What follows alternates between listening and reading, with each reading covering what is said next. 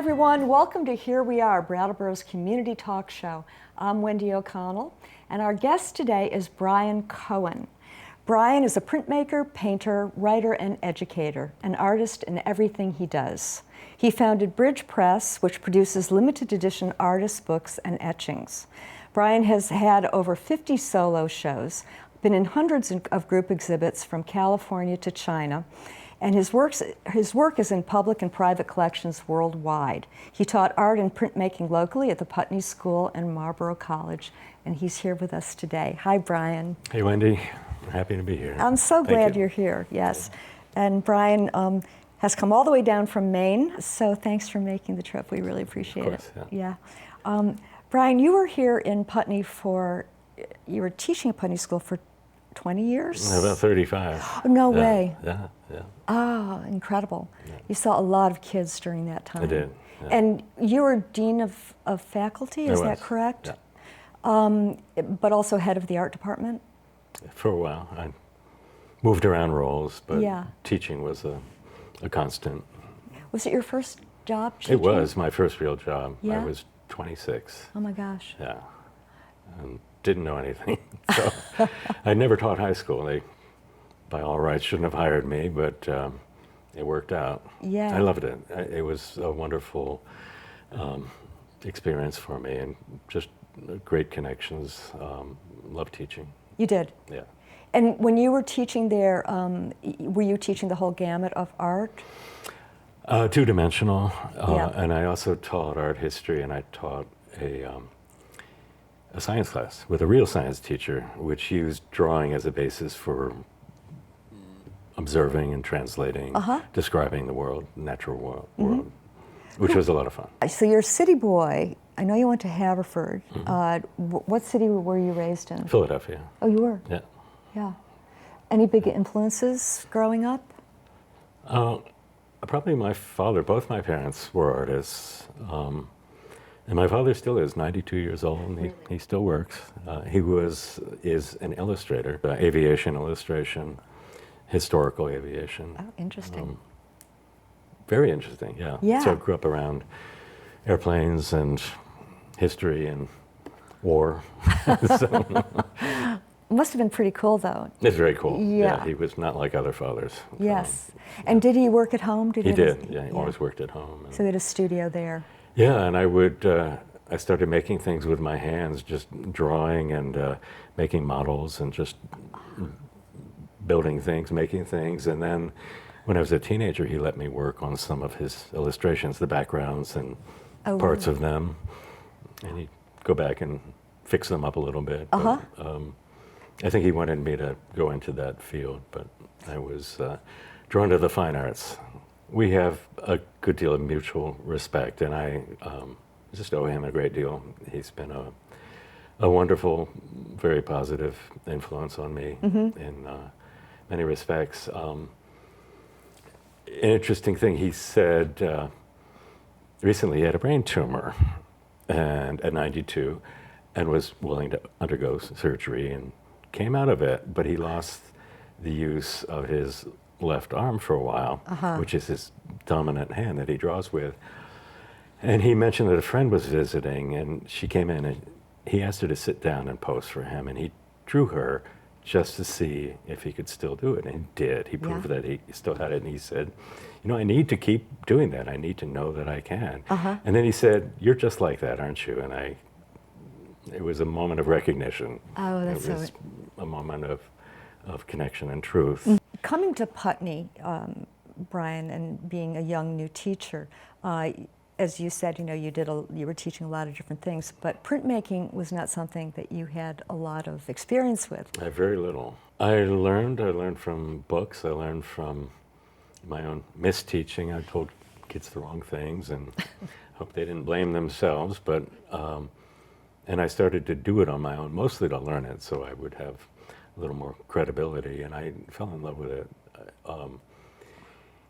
The craft of it, the history of it, the themes of it, and the look of it. And it was a big change in my work. I was working abstractly large color paintings, and I went to representational small black and white prints. And that transition happened over about 3 or 4 years. But it was prompted by having to teach printmaking and having to learn to do it Yeah. in order to teach it. Well, there's so many technical aspects to it that are so different than having Yeah. canvas in front of you Yeah. or paper. Yeah, prints give you a little bit of a buffer between reckoning with what you're doing, because you can't see what you're doing at the Yes. time you're doing it. Right. You see it later. Right. So you can put it in on faith with the hope that it will come out. It never comes out the way you expect. Yeah. Sometimes, always different, sometimes better, usually demanding more of you. Yes. And you keep doing that. And each time you work on a plate, I do etching primarily, and print it, it's called a state. And then you change it, you print it again, it's another state. And I'll work in 10, 15, 20 states before, okay, I'm somewhere, Yeah. but not usually really happy enough. You mentioned that printmaking itself has certain themes to loss, futility, beauty, Yeah. all kinds of things like that. For some reason, printmakers, they kind of stick together over time, and they borrow. They're much more collegial, I found, than painters, more likely to share what they're doing. I think part of that is it tends to be a much more social art, and it's always been, in large part, for a wider group of people than painting, sculpture, architecture. Printmaking, the nature of it, to propagate images that have generally been more affordable than paintings. And a lot of the themes that recur in printmaking are picked up generation to generation. So I'm working, starting up a series of prints based on the book of Revelation, which is pretty wacky. So I'm not a believer, but the imagery is just, I couldn't pass it up. It's been done so many times. I did a Dante's Inferno. There are just some themes that printmakers, okay, it's my turn. And you look at the precedents and you interpret it in your time, in your way, and you offer that. Maybe somebody else will look at it. But there's a conversation that carries on over Western printmaking's 500 plus years. Really? So, yeah. Really, and you're in that conversation. I feel like I am. Yes. I hope I'm accepted to the Yeah. club, but I'll never know. So, A lot of your prints wind up in books yeah. as well, too, which is a different kind of formatting. You know, it's not something that you hang on your wall.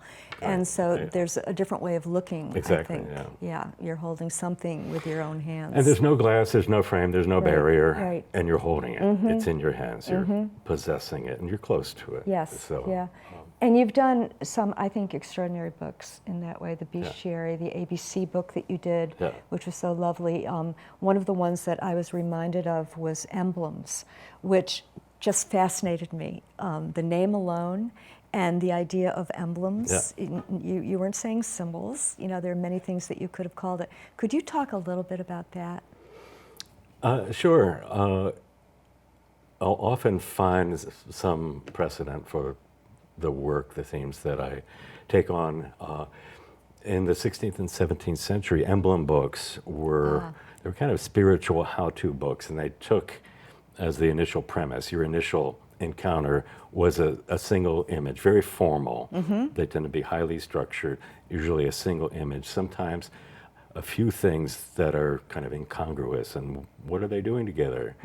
And there's often a Latin aphorism or a motto, some pithy little saying, and then there's a lengthy explication that tells you very specifically what this has to do with your life and how therefore you are supposed to live.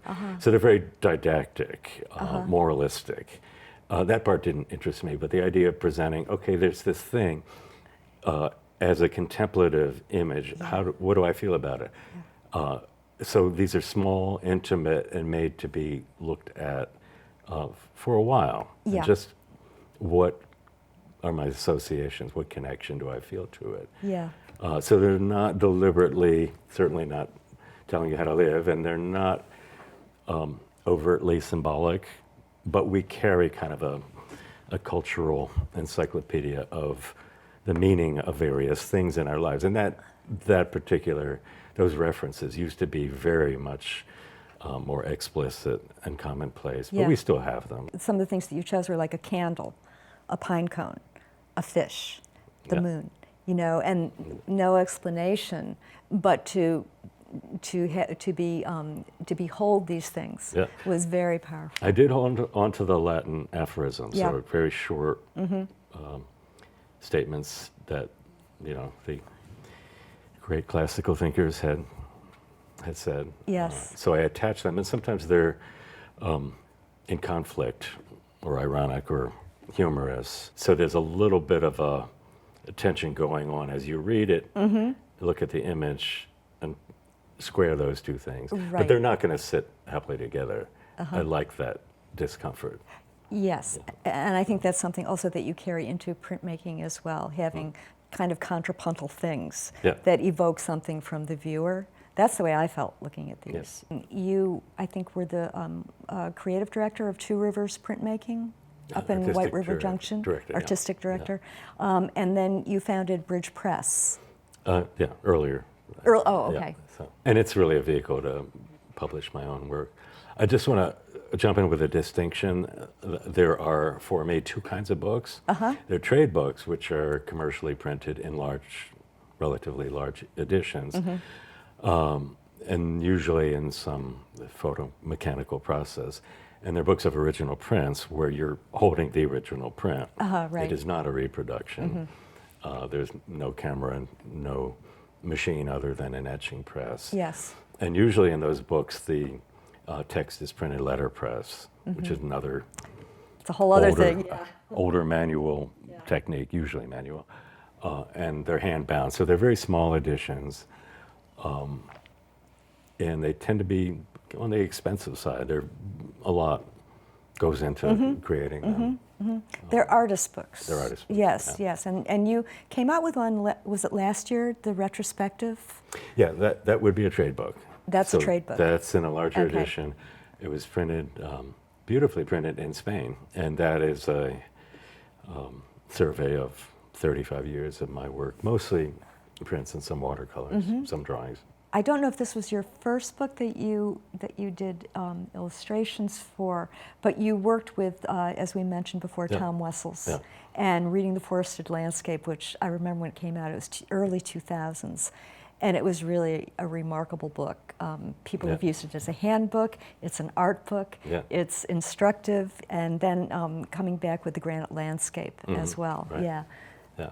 that was a good collaboration. It was wonderful. I certainly learned a lot.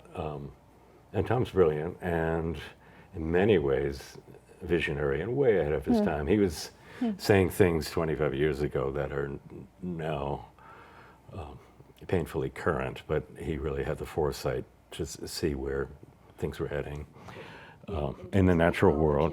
Yeah. And his gift as a teacher and educator and a writer is really putting you in the setting that he's describing. He's not, Yeah. he doesn't have the kind of remote distance one associates authority with science. You're there with him, and Yes. he's walking you through, you're seeing what he sees through his eyes in the depth and understanding that he brings to that Yes. perception. And it gets people outside as It well. gets people outside. So he took me on a lot of hikes because Yeah. I really didn't know anything. Yeah. And it was a great project. It was really fun for me. And you've collaborated with Chard de Nord, Yeah. some of his poetry and essays along with your visuals.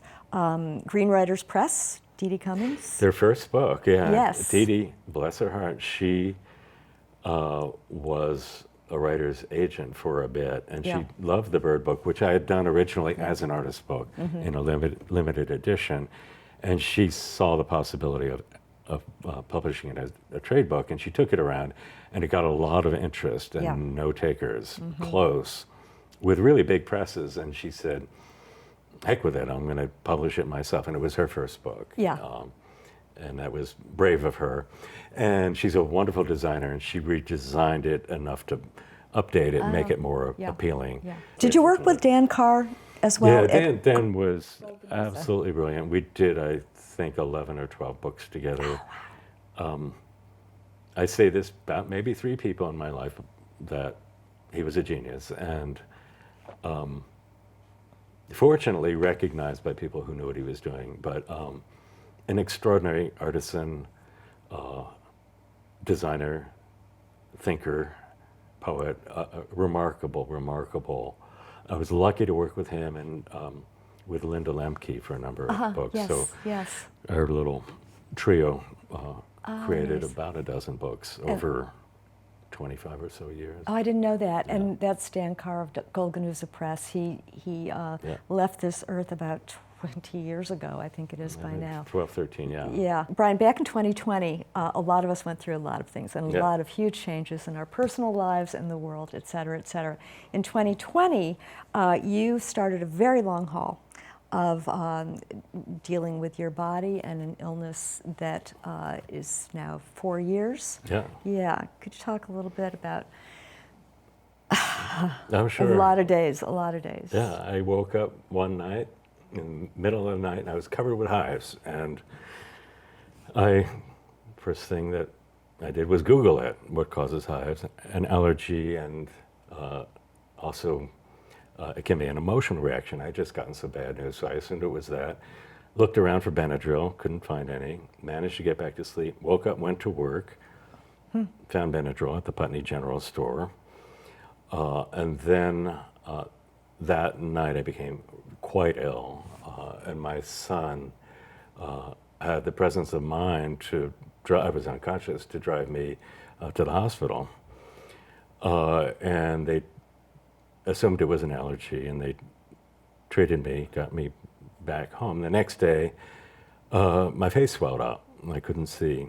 A friend of mine commented I looked like Jeffrey Epstein after he hanged himself. Oh, so, God. That's my friends for you. And anyway, so they again treated me for a different kind of allergy, said, you better get to an allergist. And I did, up at Dartmouth. And she was really sharp. She took copious notes, and she took the right blood tests. They diagnosed me with acute myeloid leukemia, a unfavorable mutation of it. I went for a second opinion, not that there was much doubt about the first, at Dana-Farber, and they put me immediately inpatient. I spent 2 months in the hospital, and COVID hit. COVID hit, so, yeah. Half of that time, I couldn't have visitors. I couldn't leave my room, and nurses were my best friends. And I had several rounds of chemo, and they weren't doing bone marrow transplants, which is the only potential cure for AML. But they kind of kept me going with chemo, and at some point they resumed doing transplants. My sister was a match, and I had a transplant in June of 2020, and I returned home. I had to retire. I couldn't teach anymore, and I thought, well, when I retire, I always wanted to move to Maine, and now's a good time. And I did. I moved in February of 21 to Kennebunk, Maine. And in June, I relapsed. And then from June of 21 for the following year, I was in and out of the hospital on chemotherapy. Yeah. And they finally said, we don't know what to do anymore. And my oncologist said, but I'm not comfortable doing nothing. And I said, right there with you. And they said, well, let's do a second transplant. So they did that in August of 22. And it's a long recovery. And I feel pretty good right now. It's very surreal. I have a different blood type. The DNA of my blood and the DNA of my tissue are not the same. Yeah, so yeah. I just found out my donor, and she's as I knew she must be, a lovely person, 30-year-old woman who, she came through at the last minute for me, and it was very emotional. You know, it's somebody in the world did this for me, but finding out it was a person, this person, yes, who did this at this time when I needed them, it was powerful. Right, Yeah. and you met her. I haven't met her yet. We plan to meet. Yeah, we've spoken on the phone. I named my cat after her. I adopted a new cat the same day I found out her identity, and I thought, least I could do. It's almost 4 years of being in the hospital, being in this very, as you say, very surreal state. And I know that you were doing a lot of drawing at that time when you could as well. Yeah. Yeah. I did in the hospital. I had a hard time reading, hard time focusing on things. I had no interest in TV. I did watch one of the Democratic debates. That was fun. Well, that'll bring you up. Yeah, it was a good one. That's good. And I started drawing, and I hadn't drawn for years. Yeah. And it took me a while to get back into the swing of it.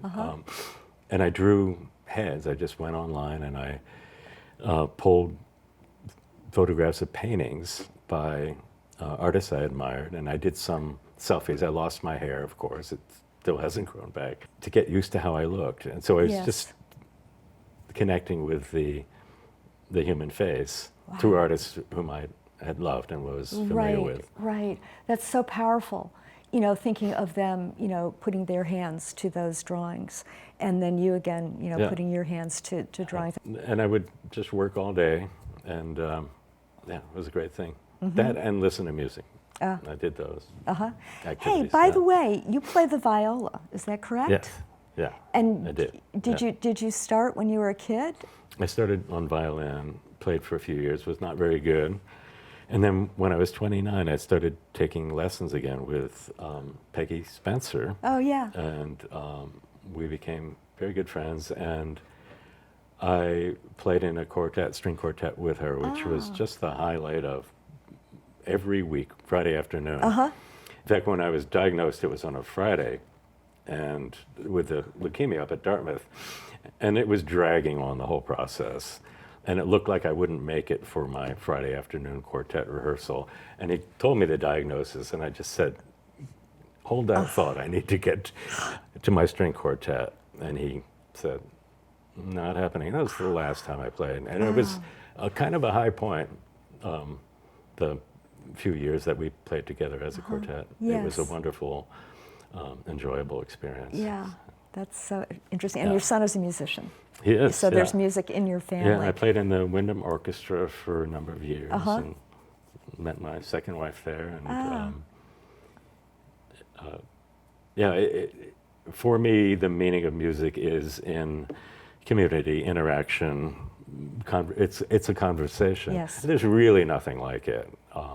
Words don't quite get there. I do want to mention, Brian has a website, which I really encourage folks to see because it has a little bit of a lot of the things that you do. And one of them is writing, and you've written for a lot of periodicals and a lot of different publications. And I read some of them, and they're so much fun to read. Yeah, thank you. I really enjoyed them. Yeah, the one on perfectionism, how to visit a museum, and you also do little sort of biographies, Goya and Jacob Lawrence and a couple other folks. Yeah. But there's just a wonderful, you're a really good writer. And there's always, almost always some humor in them, some kind of irony, which makes them really fun to read. Yeah, thanks. Yeah, I really appreciate them. Good. Yeah. And again, you know, you're an artist, you do some music, you do some writing. You've won a bunch of awards, you've gotten grants over the years. You recently had a little film, a little documentary done by our own Willow O'Farrell in Guilford, which it's only 13 minutes long, but it gives such a portrait of you in your studio. Yeah, it was really... Yeah, they did a great job. It's really and it's beautiful to look at as well. And my son did the music for it. Very Really cool. touching. Yeah. So he composes as well? He does. Yeah. Yes. You also like motorcycles? I do. I have 4.